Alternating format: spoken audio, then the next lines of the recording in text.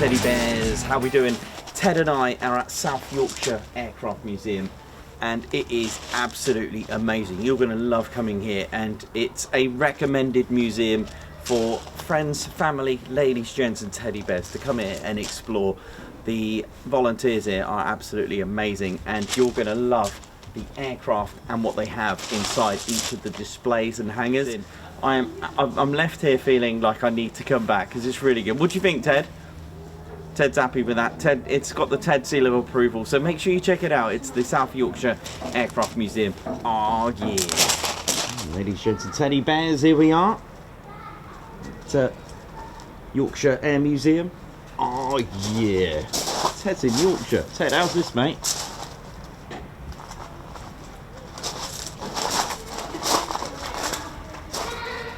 So here we've got the Hawker Siddeley Harrier GR3. Look at this. Beautiful. Lovely. And built by Hawker Siddeley as a Harrier GR1 and completing its first flight at Dunsfold Aerodrome on the 30th of May 1969. And this is XV752 and was delivered to the Harrier Conservation Team. Harrier Conversion Team HCT at RAF Wittering on the 28th of August that year for training and initial air and ground calls to operate the Harrier. Look at this. It's had its time there at Harrier, and during its retirement, XV752 has been displayed a number of times at air shows as well and other events around the country.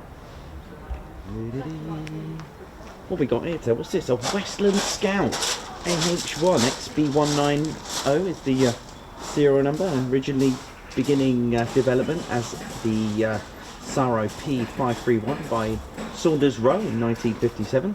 The Scout began its life based on previous Saunders Roe designs, now the Saro Skeeter, and at the time the aircraft design was moving away from piston engines towards jet engines, and P531 was no different. The original prototype, built by Saunders Roe, was powered by the Blackburn Turbomeca Turbo 600 engine, taking its first flight on the 20th of July 1958.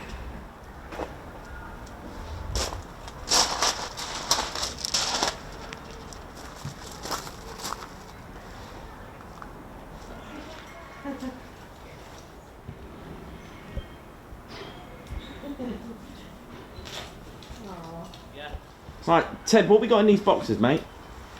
This is all the cabling so far from the Vulcan XL388 just behind us. And Ted, how many miles of cabling are there in a Vulcan? So for those that can't understand bear language, that's 14 miles. 14 miles, Ted. 14 miles of cabling inside a Vulcan. I don't know how much that is converted into Ted's, but that's certainly a long way. Oh, our first beret down, off you go. Oh, yeah. What's Ginger doing here? There we go, Ted. A nice PR7. Lovely. From, I believe it's to be RAF Witten's aircraft once upon a time. Look at them all. God. Look at them all, Ted. More English Electric Canberras. Ted's loving it. Bears everywhere. Ladies, gents and teddy bears. Now we've got a Westland Lynx HAS3 ICE. This is XZ246, and you can tell it's Royal Navy because it has wheels. That's right, the Army ones didn't have wheels. They had the skids on them. And we've got Ernest in there, named after one of the explorers. And what's interesting about the Royal Navy's setup is pilot and observer. You see, it's if it was RAF, even though the Royal Air Force didn't have the Lynx in service, but if it was RAF, it would be a pilot and navigator. And with Royal Navy, it's pilot and observer. And in the Army, slightly a little bit different. Okay, and then Army, of course, would be pilot observer, pilot navigator. Let's go around the other side, Ted. I think we've got enough room for you to get in, I think, Ted. Ted's going in the Lynx, and myself spending time in Portland as well. I was very, very familiar with the Lynx. Very special aircraft. Oh, I can hear haggis.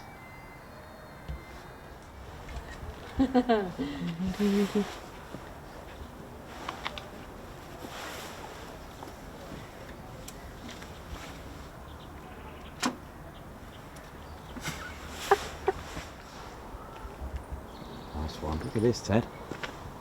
Nice one, isn't it? So this is XZ246. Arrived at the South Yorkshire Aircraft Museum in August 2016, and it's had quite a bit of history, spending quite a bit of its time out in the Antarctic, hence the penguins and the livery. Beautiful. And XZ246 later embarked on HMS Broadswood as well, and noted carrying out deck landing trials in May 1979 as the ship was being commissioned into the Royal Navy service. Between July 1986 as well and early 1987, this Lynx was converted from the HAS-2 to HAS-3 ice variant and equipped with special equipment for operating in the Antarctic. And we can see in here a winch in there, Ted. That's it. Plenty of, I think they do Arctic or special Antarctic trout over there, and salmon, Ted, I think. Let's board the jet stream, mate. All aboard. Might be careful, Ted. Actually, Ted's going in. And he's in. Tickets, please. Oh, wow.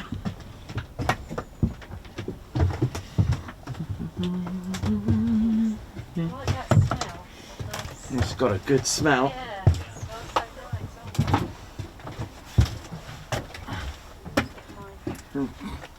Oh, good night, Ted. So we've just landed, and our pilot has just said we've landed somewhere in Nottingham. And Ted doesn't seem to mind. Ted's loving it.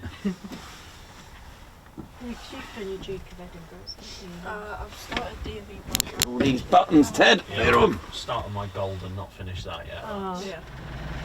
Above your head there, Nikos, you've got the Astrodome, which would have a sextant on, which would enable you to navigate using the stars.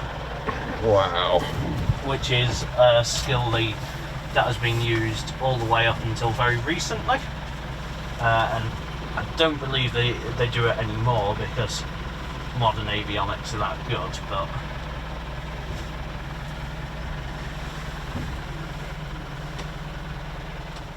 Using the plane no. toilets. They're not very spacious. no. And then you've got your oxy tank there, which provides all the oxygen. There we go, Ted. Look at this, a Dominie. Ted's going in. All right, Ted. Where are you taking us this time? Skegness. Right, we're off to Skegness now. Ted's just going to get us. Right, Ted. Off we go then, mate. Can you fly this thing? Well, I suppose you've flown a Typhoon, so you should be all right. Nice one, Ted. Beautiful.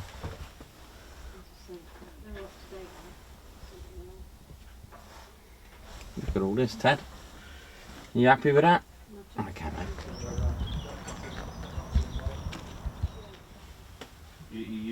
Look at this. Ted's now in a Sea King. Look at this, Ted. Oh, yeah.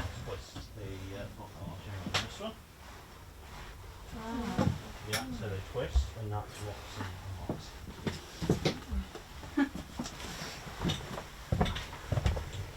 Yeah, these are clever, aren't they, Ted? To be picked up by sonar. We've got the sonar, just see if we can see it, Ted. Hang on. You see it in there? A bit dark. That would be a good Yeah, there's Ted. isn't it? Yeah. Nice. Yeah, so they also use the windows. So the for sonar looking at will be ships and will be things, used so to they'll detect primarily submarines. submarine warfare. It could So it'll also be do on a anti-ship hover about 100 feet, and then the sonar will be lowered down. Yeah, I'd want that to see. And you can use these. And Tom, what were these called again? Sorry. Sonar boys. Sonar boys. There you go. That's the ones. Thank you for that. People don't have the connection to the grey Sea Kings like they do on like the others.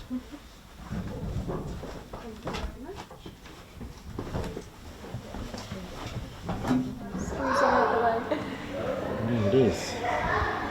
The anti-submarine warfare dipping sonar off the Sea King. Ted, mate, seriously, I know what a hawk looks like, alright? I know what a hawk looks like. Ted's just making a statement that this is a hawk. Thanks, Ted. You look like you're enjoying yourself, mate.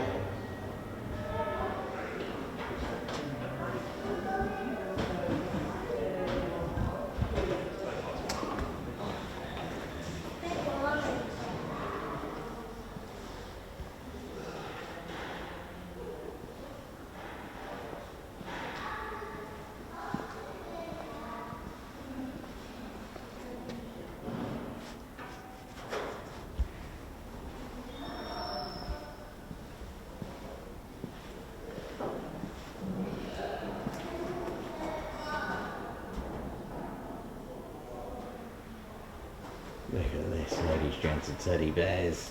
Tornado. Look at this. Oh yeah. Beautiful.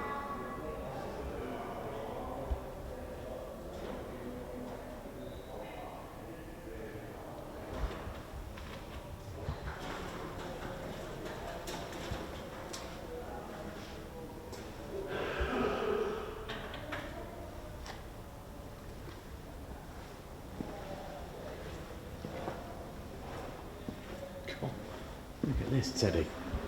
This was a de Havilland DH-89, the Dragon Rapide. Wow, designed in the 1930s as well by de Havilland. The Dragon Rapide first flew in 1934 and was designed to be used as a short-haul commercial airliner for up to 8 passengers. The Dragon Rapide proved an instant success with 205 airframes built prior to the outbreak of the Second World War for airlines and private operators around the world.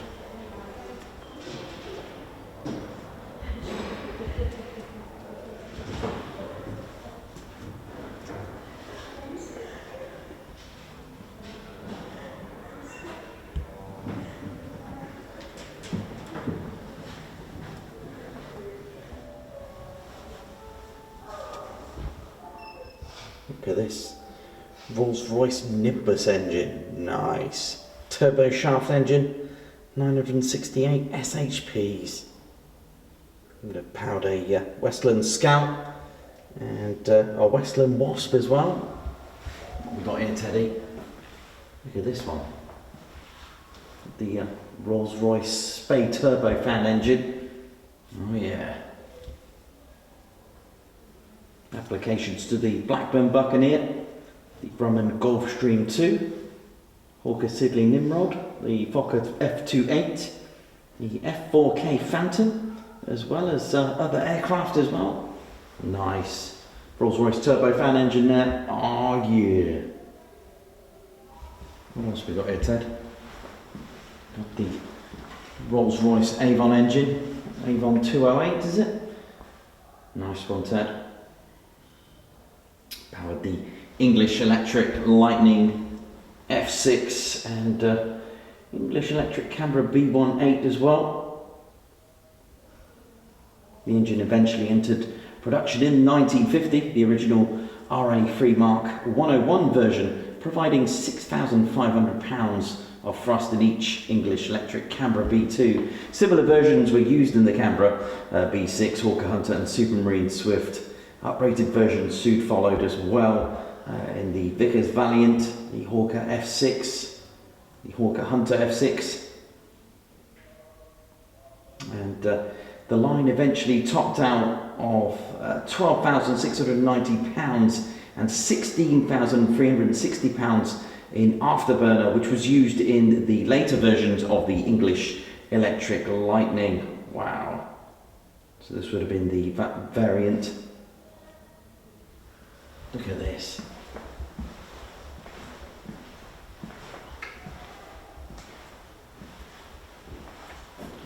Turbo Union RB199 engine as well. Look at that. This would have been in a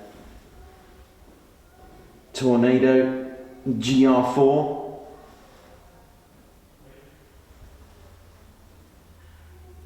£16,400 with max reheat thrust. Look at this, Teddy.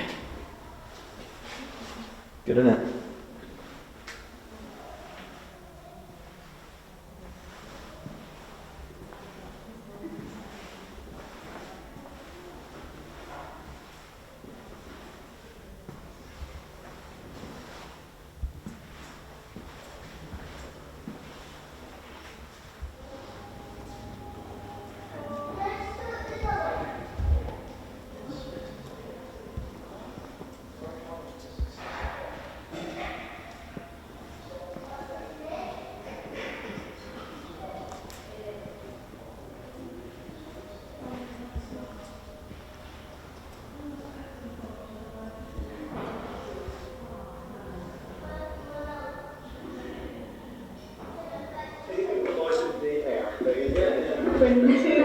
213 is New Uncle 85208520 aircraft at 20. 213 is New Uncle 9020 6 aircraft at 20. Yes, we're getting all the non-essential aircraft off right now, sir.